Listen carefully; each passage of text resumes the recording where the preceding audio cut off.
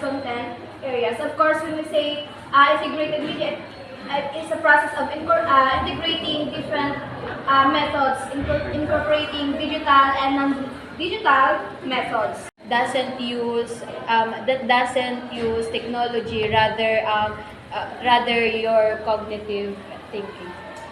That's right. Traditional method kasi it is teacher-centered, which means we solely rely on the information from teachers and rote memorization. We use different textbooks for information. While in digital tools, this includes using computers, tablets, interactive whiteboards, educational software, online resources, videos, and audio. These tools can make lessons more interactive and engaging. So, dito sa digital tools and non-traditional methods, nag-engage na yung mga student. Now, let's talk about media. Media refers to channels or means of communication used to convey information, ideas, or entertainment. For example, meron tayong text, images, audio, and video. Pag sinabi text, ito yung traditional textbooks, worksheets, online articles, interactive ebooks. Pag images naman, of course, photograph, illustration, infographics. Pag audio naman, podcasts, music, sound effects, audiobooks. Pag video naman, of course, very basic educational videos, documentaries, student-created films, and virtual footage.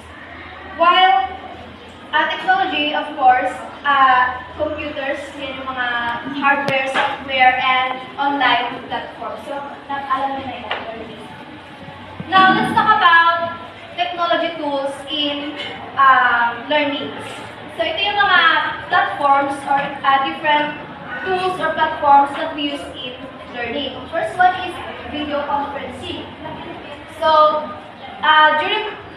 even though alam na natin ang this kind of platforms before mag-pandemic, pero nag-boom talaga siya during pandemic kasi nga, parang ito yung pinaka pamalit sa face-to-face na klase. So, ito yung parang pinaka Alternative.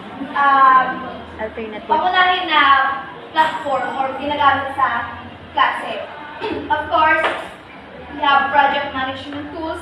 These are the smartphone application that enables user to organize and manage tasks. Next po is collaboration and platforms.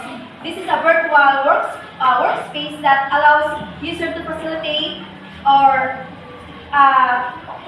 teamwork in a certain project. Kabilang dito ang Google Docs, Sheets, and Slides that enables shared document or editing, allowing team members to work on projects simultaneously. Next is communication tools. Yeah, so these are the platforms that offers chat rooms and direct messaging. For example, yan yung Messenger, and then yung Slack, Microsoft Teams, and Discord. Next is mind mapping. So itong mind mapping, this application helps users to usually organize and also aiding in brainstorming. So this is useful in projects. So kapag may mga projects may like video presentations, it helps you to brainstorm ideas and also give you some ideas on your projects. Same goes with whiteboarding. Ganun din yung whiteboarding. It also aids you in brainstorming. Next po is file sharing and storage. Of course, ito yung common sa atin like Google Drive. Diba dito natin sinustore yung mga files and yes, mga documents natin for easy accessibility. Next is time tracking tools. So ito, nakakatulong siya sa atin to manage our time and also become productive sa ating tasks. Last is survey and feedback tools.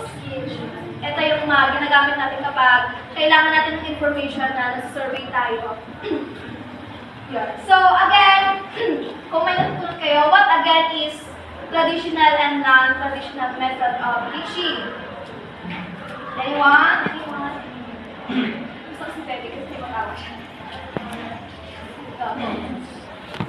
Traditional teaching is a way of teaching using blackboards, whiteboards, and hard files.